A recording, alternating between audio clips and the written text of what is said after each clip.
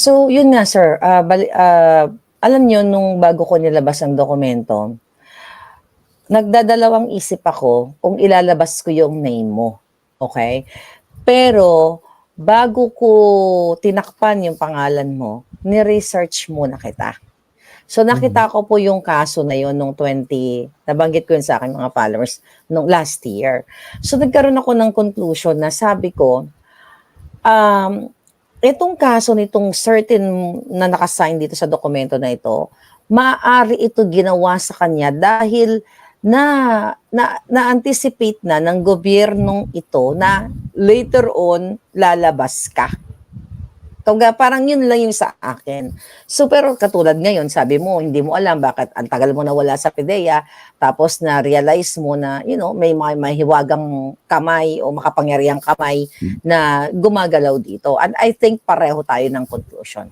Pero gusto ko lang ipaintindi sa atin mga kababayan. Kaya po ako galit na galit sa gobyernong malupit ang mababastos, panggigipit, pagsira ng kinabukasan, pagsira ng buhay ng katulad mo.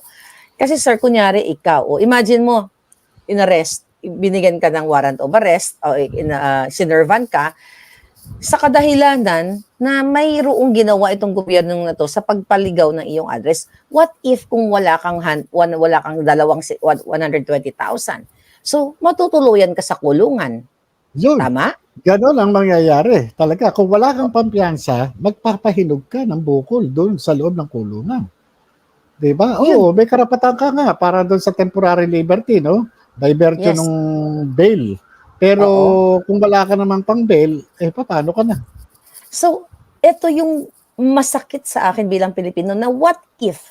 Kasi ginawa nila sa akin to eh. Ginawa nila, nag-invento sila ng kwento. What if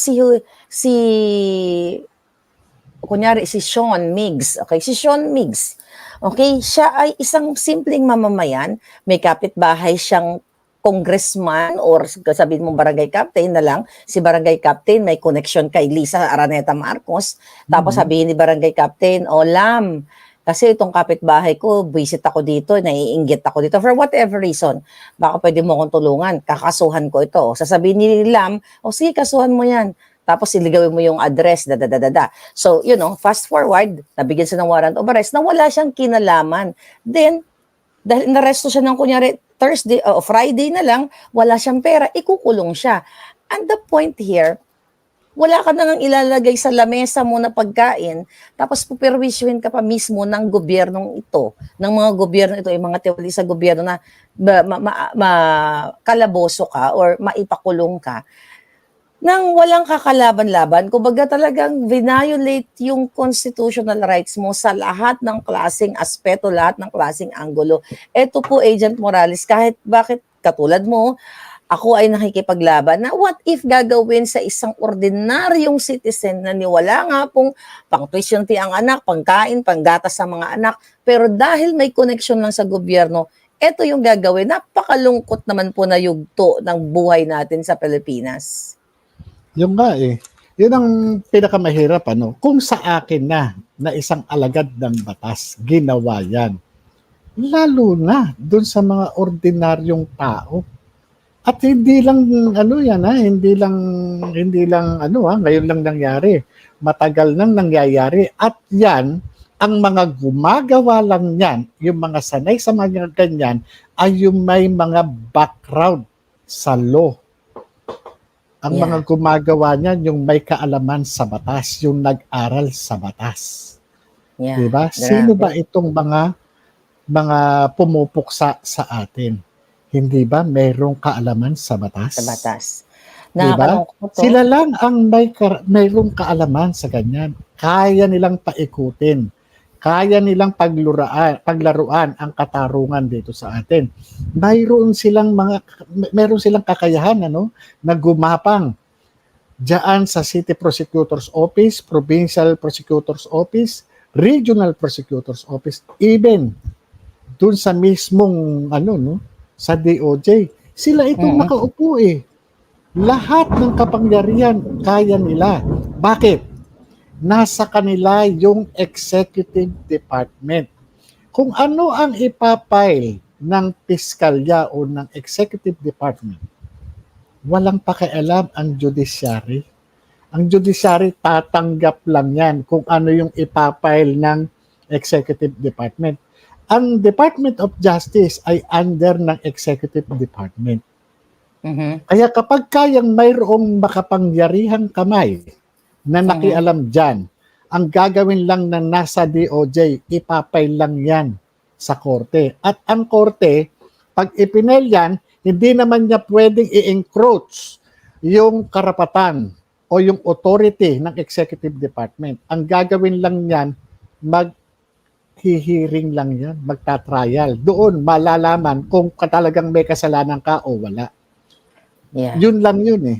Doon lang yun. Ang mahirap dito, pag pinel ng DOJ yan sa korte, mapipilitan kang magpiyansa kung may piyansa. E paano kung wala? Wala. Oo. Non-bailable offense yung ipinel sa'yo, himas rehas ka. Imagine Yan mo. ang ginagawa ngayon. Ginagamit nila yung kanilang kapangyarihan. Technically, inaabuso na nila. Ganyan. So, Kasi yan ang kumbaga sa sabi nga ang gumagawa lamang nito ay yung mayroong kaalaman sa batas. Nag-aral ng abogasya. Pero kung iyan ay susundin lang niya yung CPRA, yung Code of Professional Responsibility and Accountability ng bawat abogado, doon pa lang mayroong propriety na sinasaad doon sa Canon 2 ng CPRA. Pero ano nangyayari ngayon? Hindi. Sindikato na. Sindikato na Nagkakaroon po ang ng gobyerno. sabwatan. Nakakatakot. Nakakahiya. Nakakatakot po kasi sir, yun nga, gusto kong i-diin o i-highlight sa mga kababayan kasi ginawa po nila sa akin, alam na alam ni Lisa Araneta Marcos, ni Marcos Bangag Jr. na ako po ay matagal nang naninirahan dito sa Amerika at wala na po akong address sa Pilipinas. Even nga po property, wala ako sa Pilipinas. Ni kahit isang posporo ng bahay kubo, wala ako niyan personally. So, yun ang ginawa nila sa akin talagang pagigipit para again, mabigyan ako ng warrant of arrest. Pero, ang isa sa mga inaano ko dyan na, syempre kasama po yan sa process yung booking, di ba? Yung kuhaan ka ng mugshot. Once Diba? na once na isinabit mo yung sarili mo o naaresto ka o nag-voluntary surrender ka, talagang yun proseso yun, police procedure yun.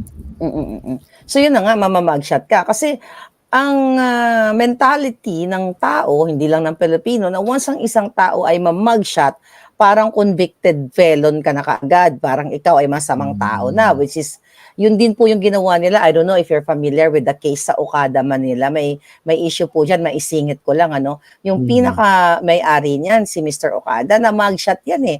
At ang alam ko po, person na mugshot yan dyan sa airport, dinampot din nila yan. Ang may kagagawan po niya na, ang gobyernong ito, si Marcos, si Lisa, si Romualdez. But anyway, sinare ko lang sa inyo. I know wala kayong personal knowledge, pero ito yung gusto kong sabihin sa taong bayan na ginawa sa iyo, ginawa sa akin, ginawa sa pinakamayamang Mr. Okada, na ang gumawa ay bangag na gobyerno. So, paano na, kawawa na itong mga kababayan natin, mga Pilipino, thank you, na ginagawa Alam ito.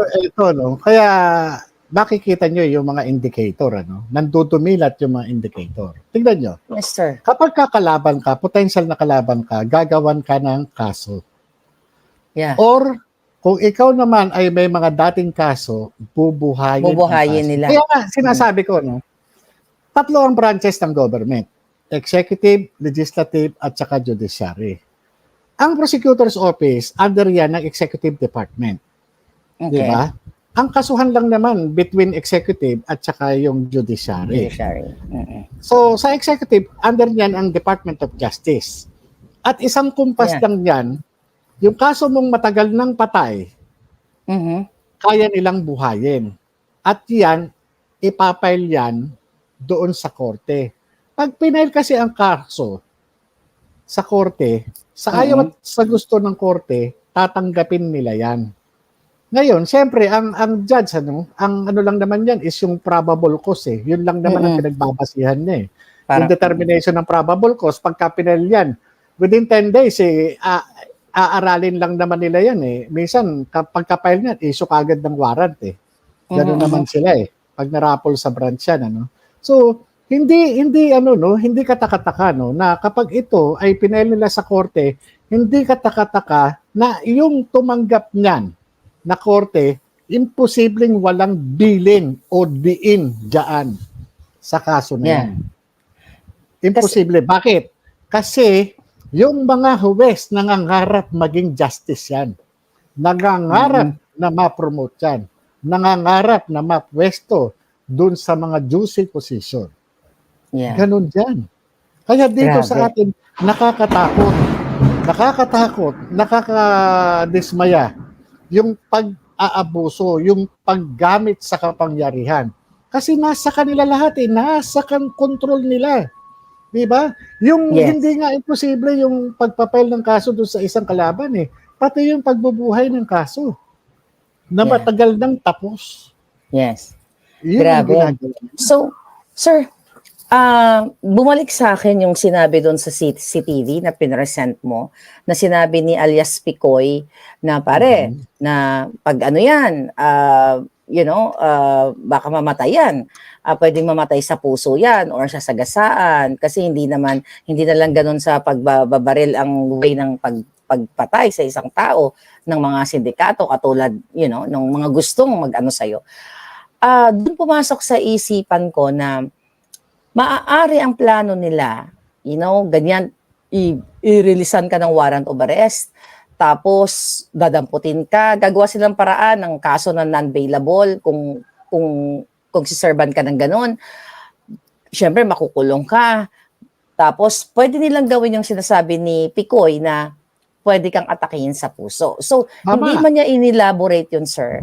Hindi man niya inelaborate yun, paano ka naman aatakihin sa puso kung wala kang sakit sa puso, right? So, i-premeditated, you know what I mean, tutusukin ka or something, pakakainin ka ng lason o kung ano pa man, para mag-cause ng iyong pagpigil ng heart mo. Diba? So, papalabasin ngayon nila is inatake ka. Remember, sir, I think yung issue kay General Bantag, yung si Zulueta, you're familiar po, na natake sa puso. Yung, nakalimutan ko lang yung eksaktong ni Zulueta. Basta, inatake din siya sa puso, healthy siya. So, ano yung, mo dun? Yung, gusto mong sabihin sa kataong bayan, kasi nakakatakot na bigla ka na lang bibigyan ng atake sa puso ng gobyerno. Yun nga no. Kaya nga yung yung nag-depict na sa video na sinasabi nitong si Picoy na ang pagkamatay ng tao ay hindi na lang sa pagbaril. So pwede atakihin ka sa puso o sagasaan ka Lalo na pagka ikay nakakommit sa isang jail. Pwedeng hatawin ka sa ulo, sabihin nadulas ka. Diba? Sabihin na depressed ka, gagawin ka lang ng sunod-sunod na report na meron kang depression. Tapos bibiktihin ka, sabihin nagbikti ka. Diba? Yeah. So, yung mga ganun kaya maraming dyan Pero kasi sir, alam mo, nanonood ako ng mga forensic files Sa Amerika kasi, once na sinabing nagbigti ka, may forensic investigation yan. Makikita yan kung nagbigti ka o binigti ka Makikita din yan kung nadulas ka o hinampas ka. The way yung mga projection ng yung projectile ng yung paghampas, yung talsik ng dugo, mga ganon. Yan very interesting yan. Tuwang-tuwa po ako dyan pag nanonood ako. Sa Pilipinas kasi wala niyan dahil lahat meron man siguro pero hindi ganoon kagaling katulad dito sa Amerika, 'di ba, sir? Pero dito kasi sa atin yung pagkaganyan sino ang magkakandak na investigation o ng ng forensic pathology halimbawa pagpalagay natin yung mga forensic pathologist natin ngayon totoo pa ba yan? Yun, totoo pa ba para sa bayan ng mga yan? Kasi ang may mga kulay na rin kasi yun ang mahirap kagaya niyan may mga namamatay so nakakapagbigay pa ba sila ng ng patas na na result o o na apektado na rin sila ng ano ng Kaya, sistema. Bulok na sistema. ng human intervention. Yeah. Kasi Yun nga. pagka kahit saan once na may human intervention, nandiyan na yung kaibigan o may connection eh, 'di ba? Kahit nasabihin natin sinabject yan sa autopsy, no, para doon sa yung isinalang doon sa forensic yan, ano. Yes, Pag sir. pumasok na yung human intervention, wala na. Kasi nga sabi ko nga sa inyo, no, diyan lang sa experience natin sa kaso. Ang executive department ang gumagana. Halimbawa, no, under na ng clout ng executive department. Kahit ano, kaya nilang gawin. Under ni Lisa Araneta. Yun Okay. yun yung ano, no, kaya nang gawin. Kaya yun ang nakakadismaya, yun ang nakakatakot. Kaya nga nakakaawa ang taong bayan kung sa atin nga nangyayari, 'di ba? Ginagawa. Paano yung mga kababayan natin na wala namang lakas, wala Yun namang nga, sir. alam, 'di ba?